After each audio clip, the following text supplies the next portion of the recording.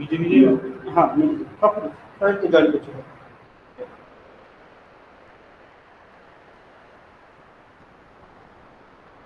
আচ্ছা এইখানে এইটা কি দেখাচ্ছে বলতো এইটা? এটা স্যার পিন, মানে আপনি কোন স্ক্রিনটাকে রাখতে চাইছেন সামনে, এটা আনপিন করে দিলে সবাইকে দেখাবে, আর পিন করলে আপনার স্ক্রিনটা সামনে দেখাবে। মানে কিছু আমাদের ক্লিক করতে হবে কি ওখানে কিছু করতে হবে? ইয়ে কেমন আছে সঙ্গে? সঞ্জয় স্যার তো মানে ঠিক হয়ে গেছেন, খালি কোয়ারেন্টাইনের জন্য এখন টেস্ট করিয়েছে সেটা বলতে হবে। লাস্ট কথা হয়েছিল তখন স্যার বলতে আমি পুরো সুস্থ হয়ে গেছি। তোমাদের কাউকে সেন্টার থেকে ইয়ে করে না, আমাদের সিমটমও আসেনি। হ্যাঁ তোমরা ঠিকঠাকই আছে। ইভেন আমি বাড়িতেও সবাইকে জিজ্ঞেস করলাম যে যেহেতু বাড়িতে তো থাকতে হবে, তো মাদেরও কারো কারো সিমটম নেই।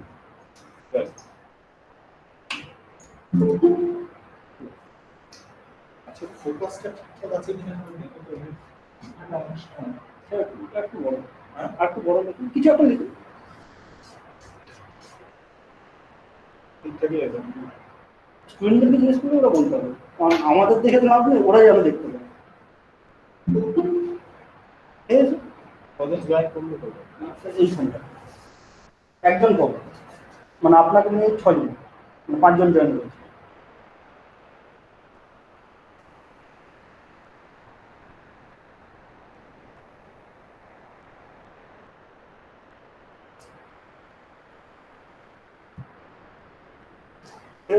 হ্যাঁ ঠিক আছে, thank you.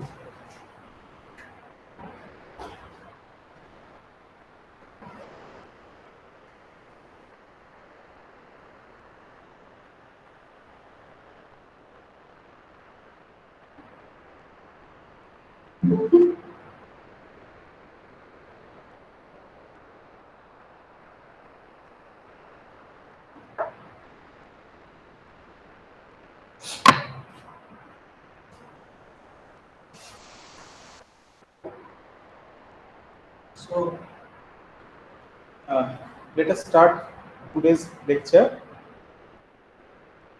Can you hear me? Can you see the board? Yes, sir. Okay.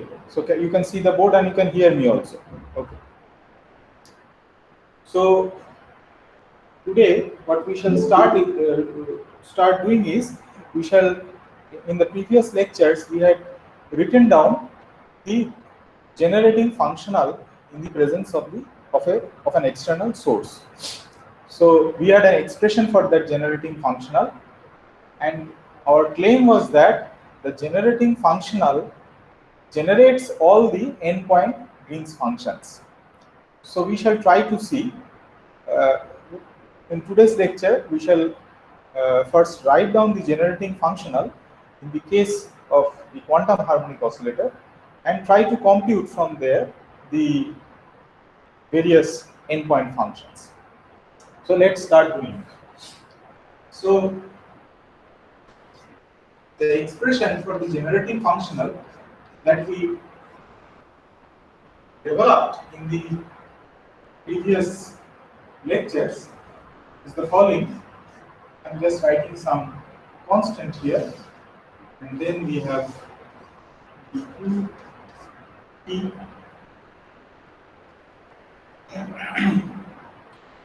and then we have e to the power I by h bar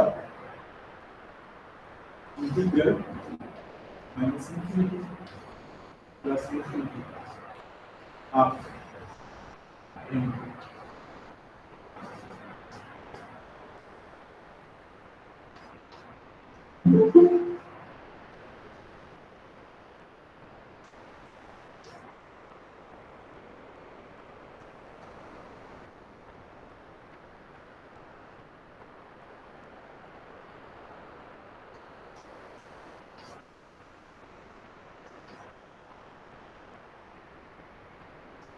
So you can see that this part is the action for the quantum harmonic oscillator, and then since we have an external source J, therefore we have this JPQT term, and everything, I repeat myself once more before starting today's lecture, everything in this expression are ordinary numbers. There are no operators here.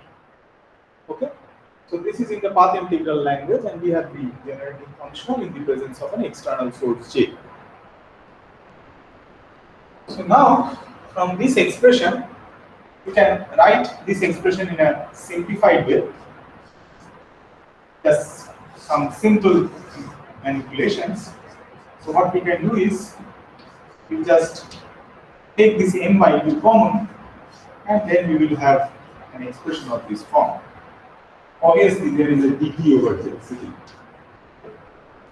So this is a minus infinity plus infinity, and then we have q dot square t minus omega square q square function of t. And since we have taken m by 2 common, therefore we will have 2 by m jp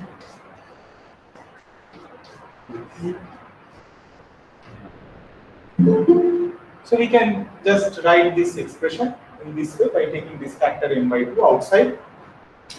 And now what we can do is, we can just in this integral, we can write this integral by performing an integration by parts. We can write this as qt q double dot t. Okay. So what we had was this integral dt q dot square t. So what we are doing is, we are just, so this is basically dt q dot d dt of qt. So what you do is, you have write this as a total derivative, total time derivative, and then subtract out the extra piece, and the extra piece is this, and drop out the total derivative term. So that is what we are doing. So we have made an integration by parts here with respect to this time variable, which is the integration variable here, and after doing that, you can write this expression in this form. And this expression can now be written in nice form. Basically, so I can take this minus outside now. This is minus im by 2h bar.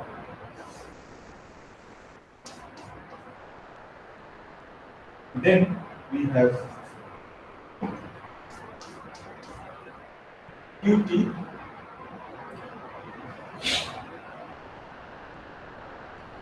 d2 dt2 plus omega square. So I am taking this minus outside. So therefore this becomes plus, and this will get a minus. So I have this expression, and then we have q minus 2 by m jp.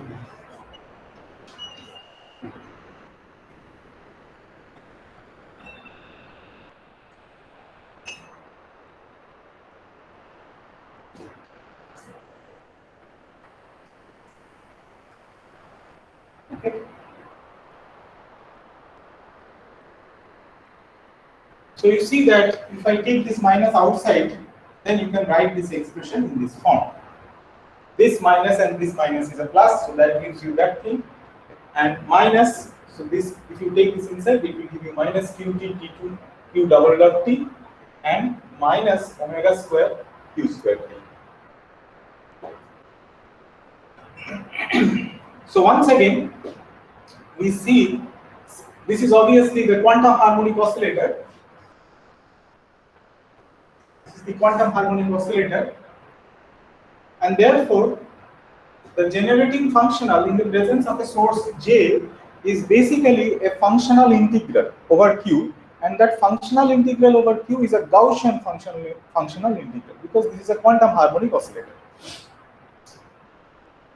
Hence, as I mentioned earlier, that a Gaussian functional integral can be performed exactly, and therefore this integral, you are sure that this can be done exactly, and you can find out the expression for the generating functional in the presence of the source j, external source j, exactly. That can be done exactly. But there is a small problem here. You see that, as I mentioned earlier also, when I showed how to do a Gaussian integral, but in the integrand is of the form e to the power of I a x square.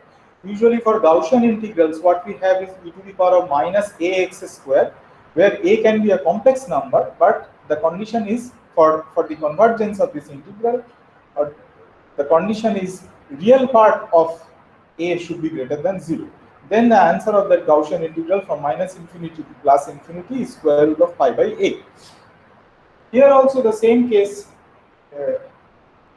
has risen, because this full thing that you have, there is a I sitting outside. So per se, you cannot apply the formula for the Gaussian functional integral. But what we can do is very simple. As before, we put a convergence factor and write this as minus I epsilon. And then take limit epsilon tending to 0 from the positive side. So what does this mean? This means that basically epsilon is a very small number, but epsilon is a positive small number, and it approaches 0 from the positive side.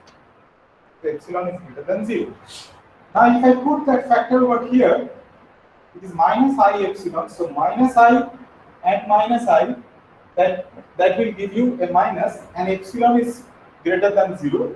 So this term brings in a e to the power of minus epsilon q square t integral from minus infinity to plus infinity over dt. So this last term that I have inserted over here, this actually converges the functional integral. Therefore, this is required for the convergence of the functional integral. And now, with this form, we shall try to evaluate this generating function. So let's see how we can do it. So what we shall do now is the following. You see, you have an operator of this form. So we shall now define what is known as the Green's function.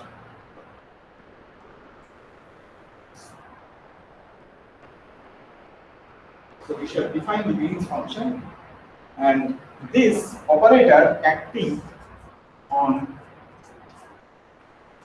some function which is the Green's function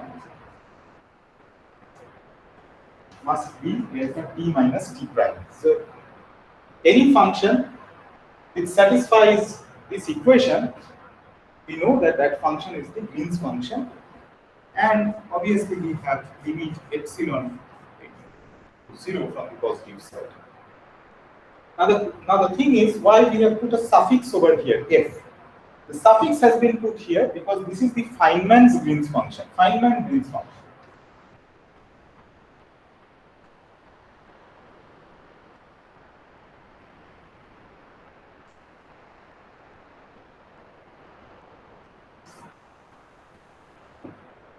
I will introduce later different Green's functions. You must have seen retarded Green's function, advanced Green's function in electrodynamics, electromagnetic theory. But this is the Feynman Green's function, and each Green's function actually corresponds to a different choice of the contour in which to integrate the function. So each Green's function corresponds to a different choice of the contour that you take. So I shall explain that when I evaluate, try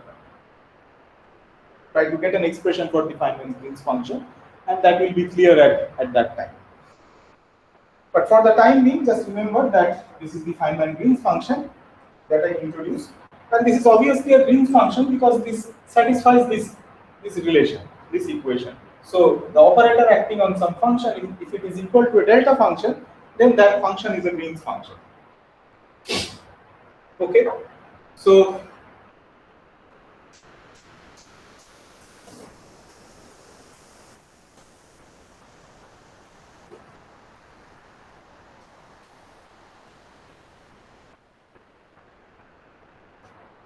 we shall now, and you may ask why is it only a function of t, the difference of times between t and t prime, because we assume that there is time translation invariance. Therefore, the function will be only depending on the difference of the two times. Now, what we do is we make a Fourier transform.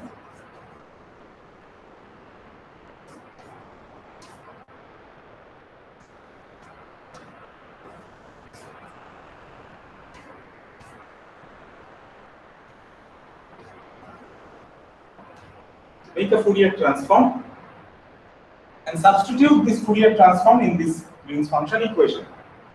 Okay. So if you do that, so let us compute the left hand side.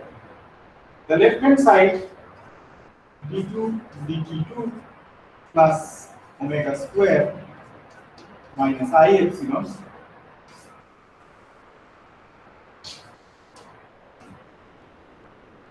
is equal to, so d2 dt2, when it acts, it will not act on this thing because this is a function of only k. So it will act only on the exponential, and this will give us minus k square gfk to the power of this. Okay. So that is what we will get. So this term gives you a minus k square, but you obviously have these terms also. So what we will have is plus omega square minus I epsilon. Therefore, this operator acting on the Green's function gives you this thing. But this is equal to the delta function. Therefore, we know that the delta function has this representation, has this Fourier representation, dk e to the power of minus I k minus t prime, and therefore this is equal to this. Therefore, what we have is, since you can write this equation as integral dk, and then you have, so what you can do is, so this equation is basically k square minus omega square plus I epsilon gf a, that is 1, and then you have minus 1 by 2 by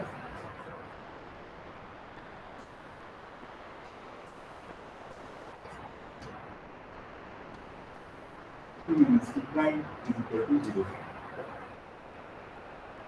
And since this forms a linearly independent basis, therefore the only way this integral can be equal to 0 is that the integrand itself is equal to 0.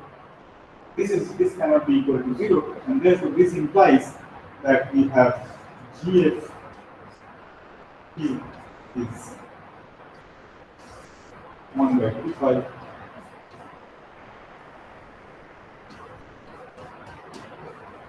but you remember that epsilon tends to 0 from the positive side, so epsilon is greater than 0. So that is the relation that you have for GFK.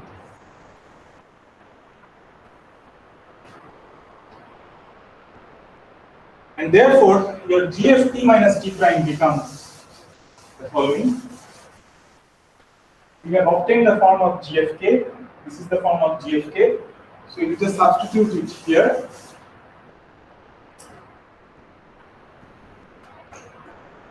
So what we have is dk by 2 pi 1 by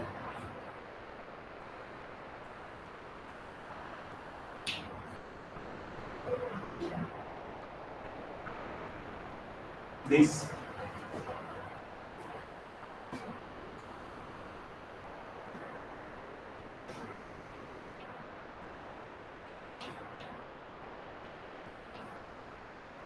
So this is the Green's function. Sir? Yes. So shouldn't the 2 pi cancel out? Because there is a 1 by 2 pi in the form of Fourier transform of GFT also. Okay. I'm answering So this question in a moment. See, the 2 pi, the cancellation of the 2 pi is not important because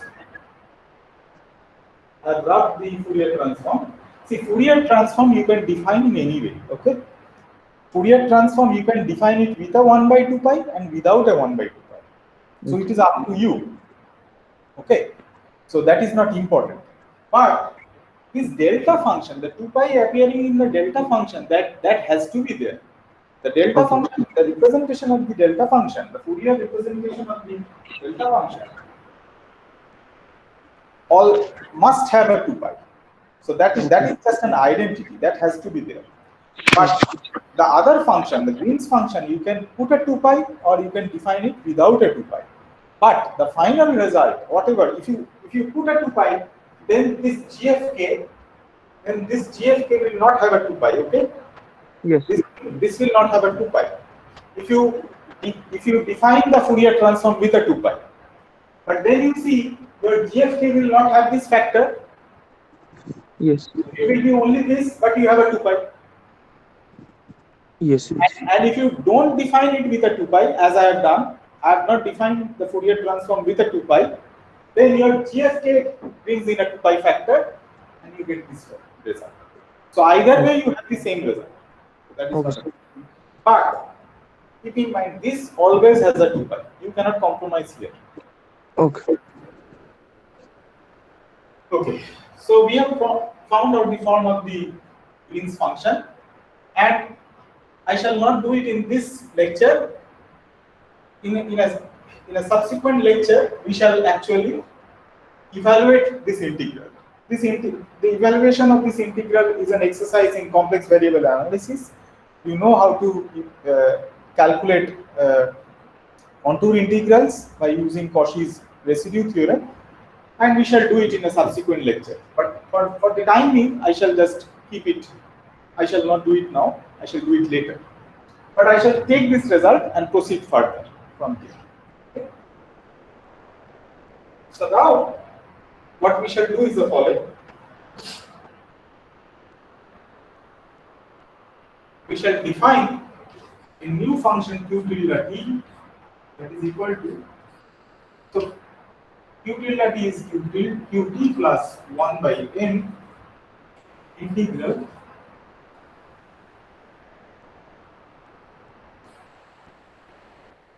gf t minus t prime j t prime. So this is my definition. So I define a new function q tilde t, which is qt plus this. This second term involves the Green's function, Feynman Green's function, and the external source. And what we shall do is, so this is the expression for zj. What we shall do is, we shall substitute this q tilde t in this expression. We shall put this qt in this expression. So this is our next step.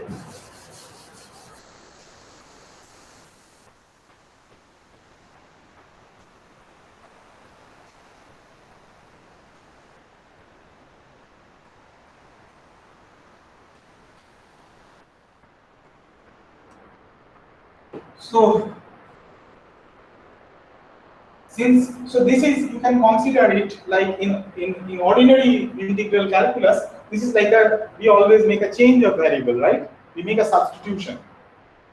This is a change of variable, and we make this change of variable inside a functional integral and try to see what happens. So I substitute qt from this equation, and therefore this measure, functional measure, becomes dq tilde, because this is something independent of q.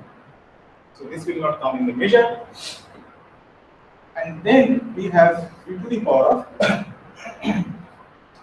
minus Im by 2h bar integral from minus infinity plus infinity dt.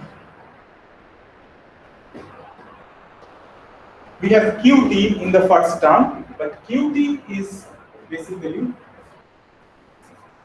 q tilde t minus of that term, q tilde t minus integral.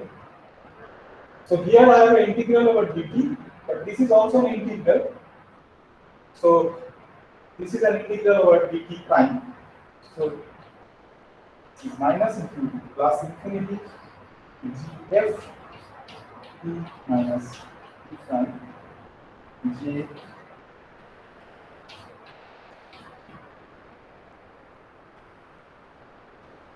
This is the first term that you have, okay?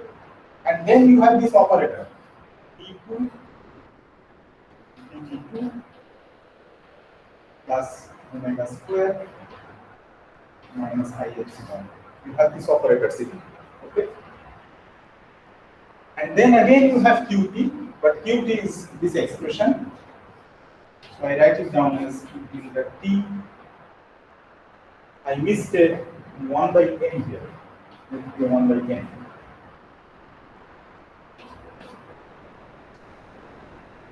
I hope you can see this part, right? Is it visible? Yes, sir. Okay, so I will, probably it is better to write.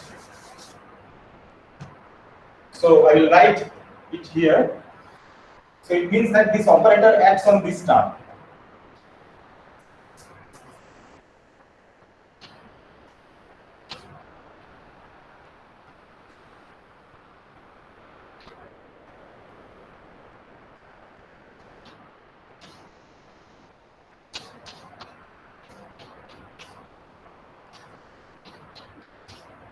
For convenience, what I will do is I will just make it a t double prime. Because here you have a t prime, so this is the dummy variable, dummy integration variable. I will just change it to t double prime. This thing, so that there is no confusion. So I have this, and then the last term that we have is minus by n jt qt. But qt, once again we shall put the expression.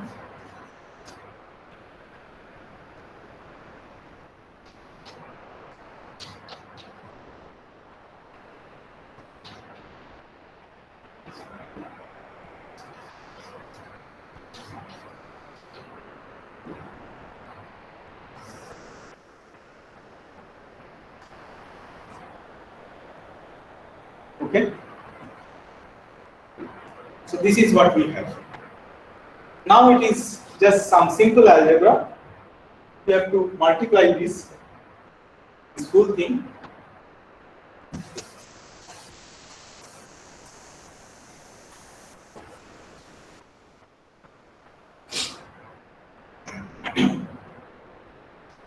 So we have Zj. I'm not writing this anymore. So this factor is obviously there outside. Not writing this part. So this is dq tilde t. And if you just multiply now, this will give us I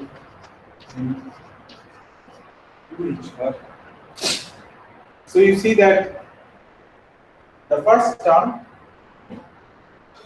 you have this, then this operates on this thing, and that will give us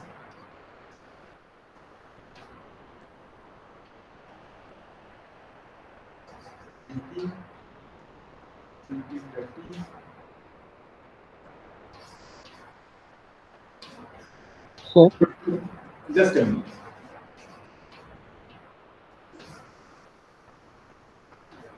Yes, yes. so is capital dqt equals to capital dq tilde t, because there are t dependent terms in qt's expression. Which one? Please repeat once more. capital D q tilde D, is it really equal to capital D q t? Yes. Yes. Okay. Because q tilde t is qt plus something which is independent of q.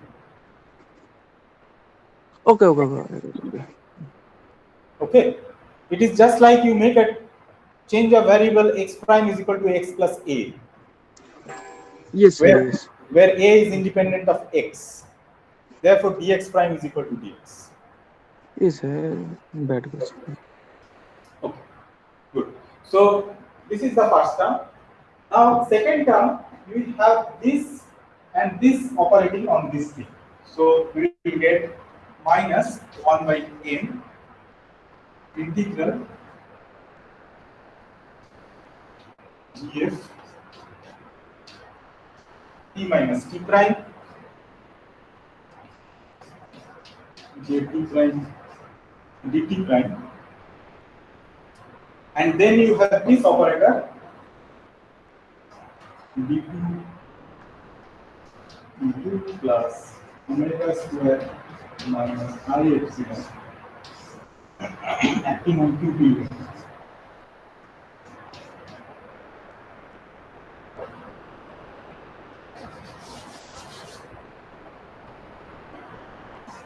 Okay.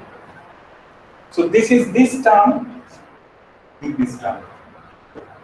The first term was this term with this term.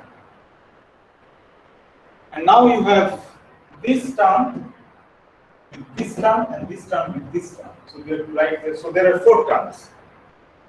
So now we shall have plus q tilde t, but this with this we will have a minus 1 by m in the front. So this is minus 1 by m, and this operator acts on this thing.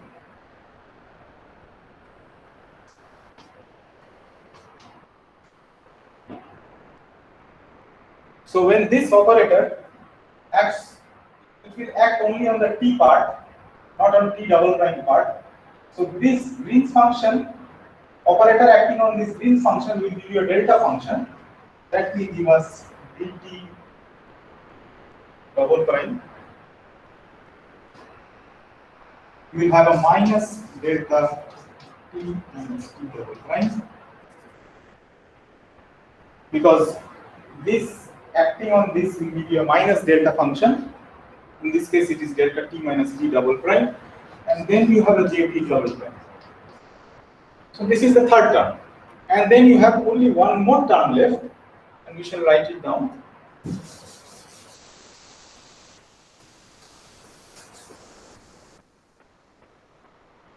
And that term is this term, this operator acting on this term. So we have minus, so minus 1 by m and minus 1 by m, so that is plus 1 by m square integral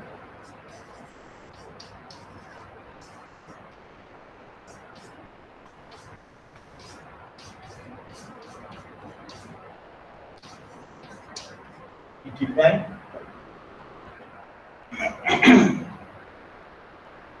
and then you have this operator acting on this thing. So once again, this will be multiplied by dt double prime, but this operator acting on this function gives us a minus, so this will now become minus delta of t minus t double prime j t double prime. So this is what we have. So these are the 4 terms that arises from this thing, and then you have the last term sitting here. The last term is minus 2 by m jt q tilde t, and then we have plus 2 by m square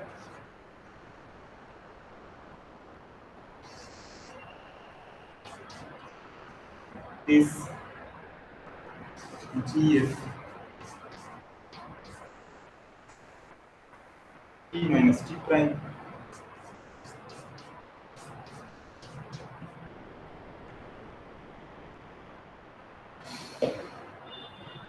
and we are done.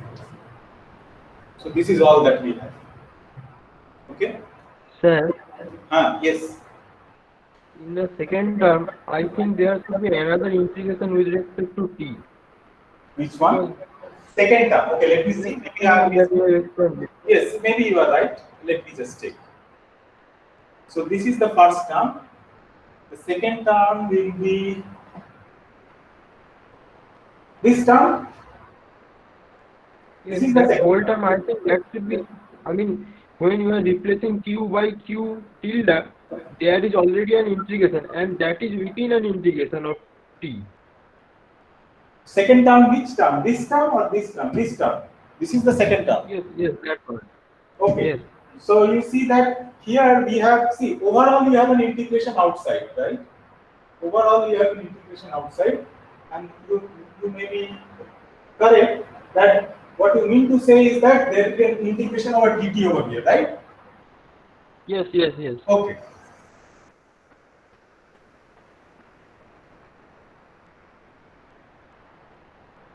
There will be an integration over dt. You are right, but what we can do is better that you write it in this form.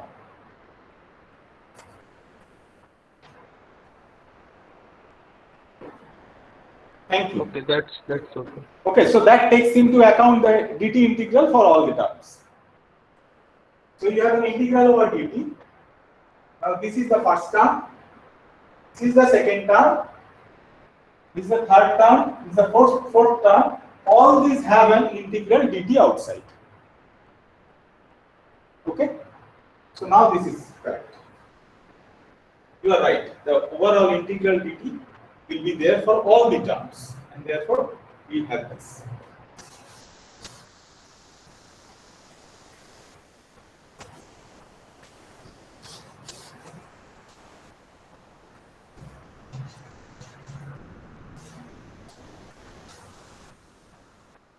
Okay. So now you see, let us concentrate on the third term, this third term. This is the easiest to do because this is a delta function integral, and therefore we will have this minus and this minus will become plus, and this will become jt. So we will have a j here. So this term is very easy to perform. And similarly the fourth term, this is also very easy to perform because this will give us a jt. So this is also done. So let me just write it down here. So this gives a jt. Okay. So the third and fourth terms are done. We have computed, we have done the delta function integration, and therefore we have this. Let us look at the second term, this term. So if you look at the second term,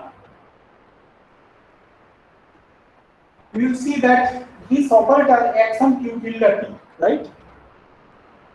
But I want this operator here that you have here, which is acting on q tilde t, to act on this Green's function, so that I can get a delta function out of it, and then I can integrate it. If I get a delta function, then delta function integration can be easily carried out.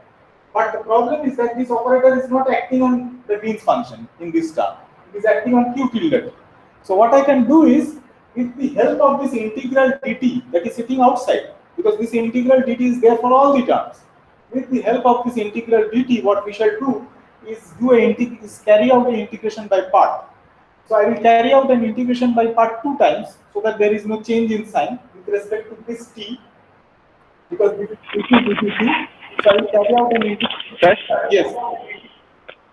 So in the last term, there should also be a j of t in the last term. In the last term, okay. Okay, let me just see. I think you are right. Yes. Thank you. So there will be a j of t here. Okay. So this will be outside the integration. it doesn't matter. Any constant you can always put it inside the integral. So this is an integral over t prime. So whether you put it jt outside or inside, it doesn't matter. Right? Yes, sir. Yes. Because that is independent of the integration variable. So you can put it outside the integral, you can take it inside the integral. If you like, you can put it over here also, it doesn't matter. Okay. So thank you for this term also. I missed this term. So there is a jt definitely sitting over here. Okay. So the thing that I was saying is that I will now carry out a by-part integration twice, so that there is no change in sign. So this will fall on this part. And if it falls on this part without any change in sign, what I will get is, I will get a minus delta function here. So that will give us plus delta t minus t prime. Okay? And now you can easily carry out this integral. So this will give us jt.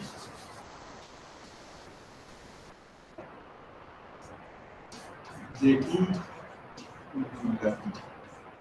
Okay. So all the terms have been performed. We have carried out we have simplified all the terms that were appearing in this expression. And now you can see that a wonderful simplification has occurred. This is 1 by m plus 1 by m. So these two terms are same. So this is 2 by m, right? And you have a minus 2 by m sitting over here. So this cancels this term. So everything has simplified very nicely, and therefore the result that we have is, so you must remember that there is this limit epsilon, this is some constant dq tilde t exponential minus im by 2 h bar integral this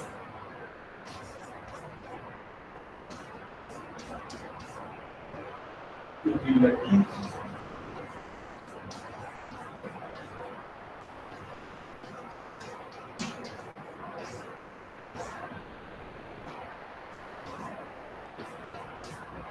tilde t.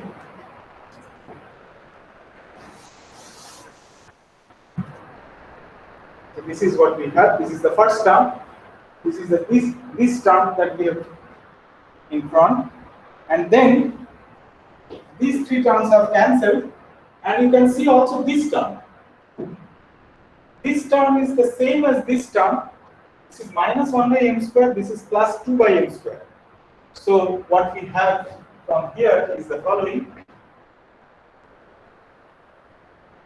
So I have a plus 1 by m square plus 1 by m square integral dt integral dt prime.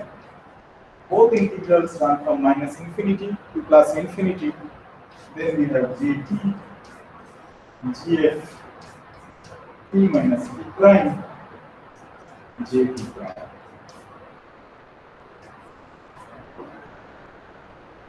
So this is what we have finally. Okay. So this is our z of j. But now from this expression we can see that this second term is completely independent of q tilde t, this functional integral measure. So as in ordinary integral calculus, if something is independent inside of the integration variable, you can take it outside. So what I can do is I can take that factor outside.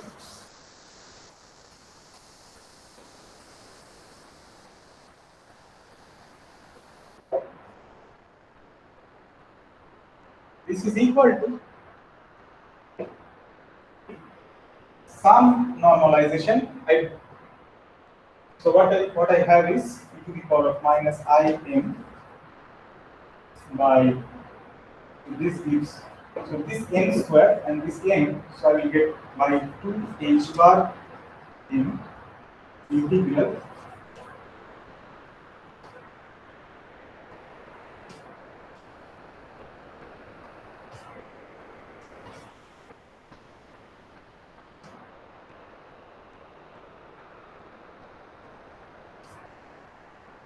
and I will call the rest of the factor. See, this is a Gaussian integral. This is a Gaussian functional integral over q tilde t, right? And you can do that Gaussian functional integral, and we shall see how to perform those Gaussian functional integrals later. These integrals continuously arise in quantum here also, and it will arise in quantum field theory also. So this is a Gaussian functional integral, and so this will basically give you a determinant of this operator, right? Like, for example, if you have e to the power of minus ax squared, so it is square root of pi by a when you integrate it from minus infinity to plus infinity. Now you can say that you have two such integrals, Gaussian integrals, and then you can show that it is basically, you can write it down as a determinant, pi by square root of determinant of the matrix. You can write any quadratic form in a matrix notation, and the matrix that you have, it is basically the final answer will be basically the determinant of that matrix A in the denominator for bosonic kind of integrals, for bosonic Gaussian integrals. Let me just mention one more fact here. All these are bosonic variables. Usually in quantum mechanics we do not specify or differentiate between bosonic variables or fermionic variables, because everything that you have in quantum mechanics, in non-relativistic quantum mechanics, are intrinsically bosonic in nature, so you don't need to worry about those things. But there can be some other kind of objects which are called fermionic variables or Grassmannian variables, and for that you need to be very careful. The integration rules for Grassmann variables, which basically correspond to the fermionic variables, are different. But these are all bosonic variables, so standard rules hold, and therefore what you can perform this Gaussian functional integral, and the result will be a determinant of this operator in the denominator, right? In the denominator it will come. So what you need to know is how to compute determinant of this, how to compute the determinant of this operator. So this process is called evaluating functional determinants, and if we have time, we shall see how one can compute functional determinants. But for the time being, I will not do it now. And whatever result or whatever number that you get from this calculation, I shall dump it in this n, the n that I have written. I shall dump everything there, and then I shall write a new constant, which is z0. What is this z0? See, this part is independent of the external source, right? So if you set j is equal to 0, this exponential will become 1, and therefore you should get zj should give you z0. So that is why I have put it as z0. So this is some kind of normalization that you put in, which comes in as a result of doing this integral. So everything that you get over here is dumped over here, z0.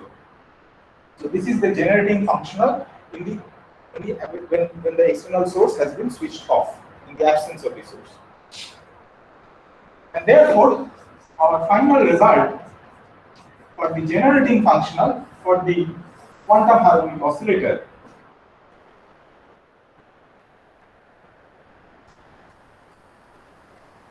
is this.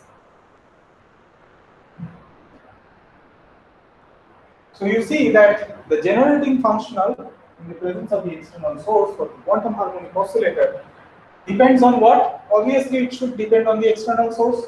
So J is there, and it also depends on the Green's function. And the Green's function is, so Green's functions are very important in quantum mechanics everywhere. In electrodynamics, Green's functions are very important. That is where George Green introduced the functions for the first time in electrodynamics. So they appear in electrodynamics, they appear in quantum theory, for example, quantum mechanics, they appear in quantum field theory, and so on. So Green's functions are very important. So this is a function which is basically, which is called the Green's function because the operator, the dynamical operator that you have d2 dt2 plus omega square minus I epsilon, that comes from the main part of the dynamical part of the theory. That operator acting on that function gives you a delta function, and therefore this is the Green's function. And generating function is seen to depend on the Green's function. And the Green's function I have obtained an expression for the Green's function in an integral form. In the subsequent lecture, I mentioned earlier that we shall try to evaluate the Green's function explicitly.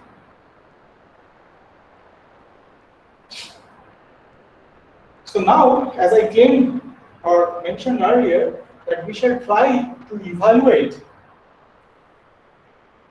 from this generating functional, we shall try and calculate the various endpoint functions. That is our next aim. Okay. So this is what we set out to do.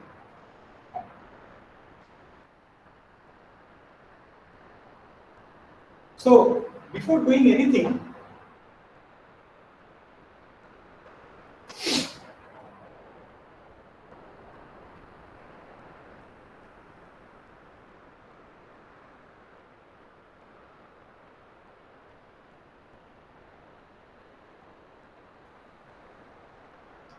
just a minute.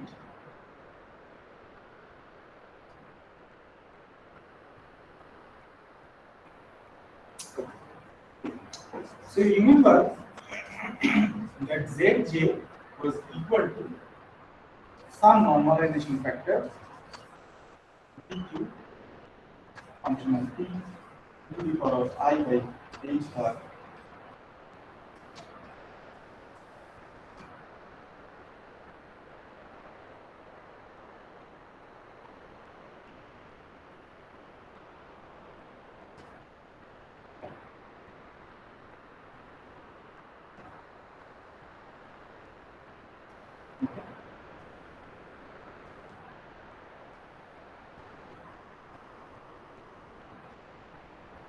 So this was the expression which we evaluated. We evaluated this expression for the generating functional, and this came out to be this.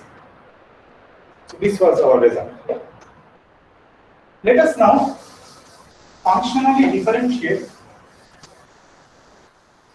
Zj with respect to the source J, external source.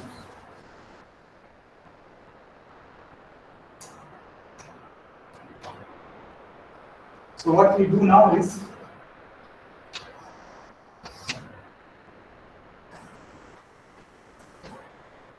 let us do this JT1. Okay, you can do it from here, you can do it from here also. Let me do it from here and see what happens.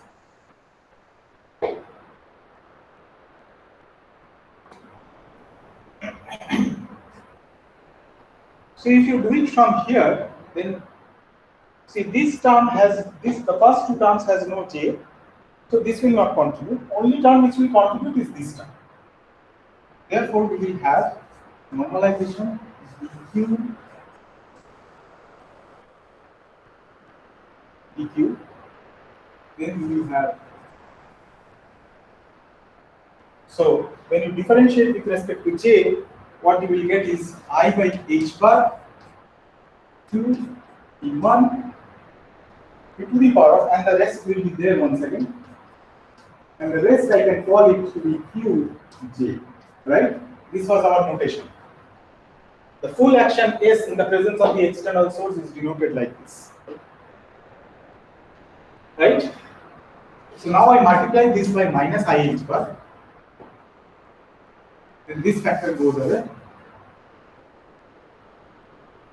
and then I divide this by Zj and take J is equal to 0. If you do that, you divide this by Zj. Dividing this by Zj will give you what? It will give you some normalization dq e to the power of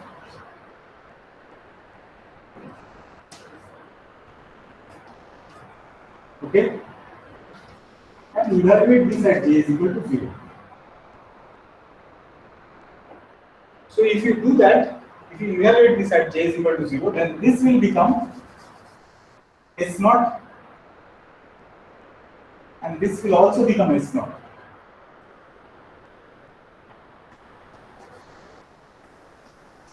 So after evaluation. But we can cancel this.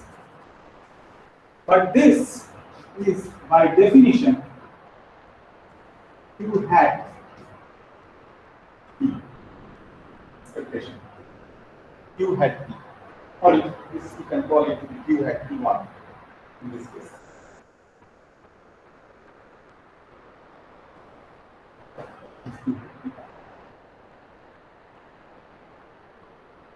Okay. So the expectation value of this operator in the path integral language is basically an insertion inside the path integral that I mentioned earlier about. I talked about insertions. So dq qt1 to the power of this action. So this is the weight factor divided by this. So this normalizes the thing. So this is the expectation value, and that is equal to basically nothing but this object.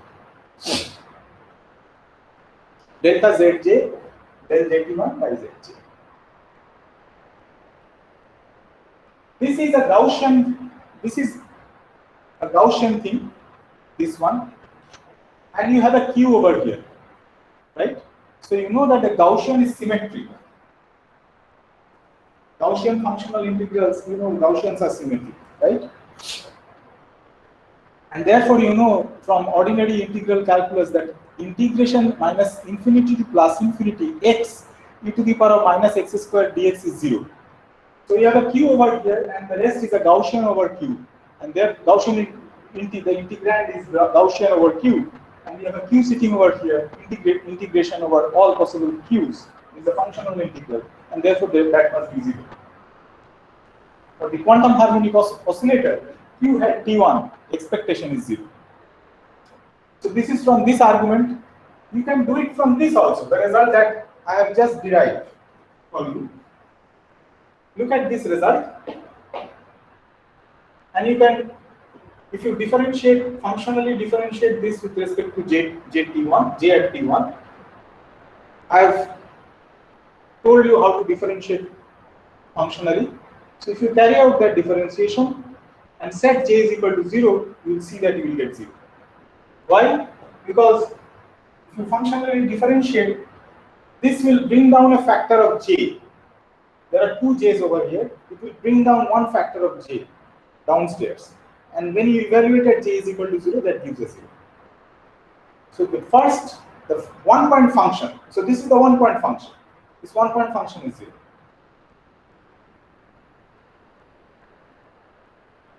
So I will end today's lecture at this point. It is a good point to stop for today. We shall continue from here in the next lecture.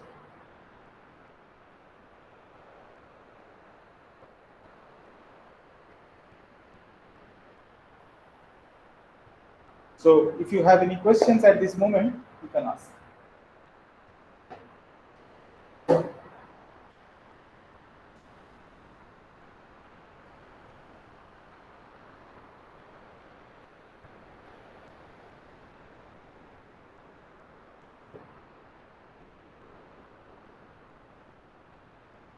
Is it okay? Yes. So what we shall do is, in the next class, we shall try to compute the 2-point function for the quantum harmonic oscillator, and we shall use this result and just differentiate functionally, and we'll see what happens.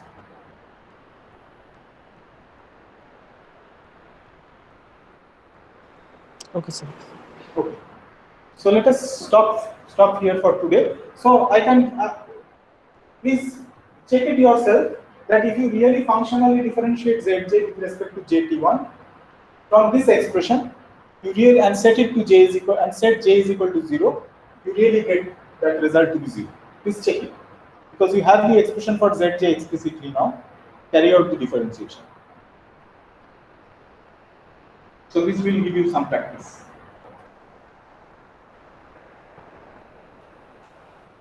So thank you very much for today. Let's end the meeting here.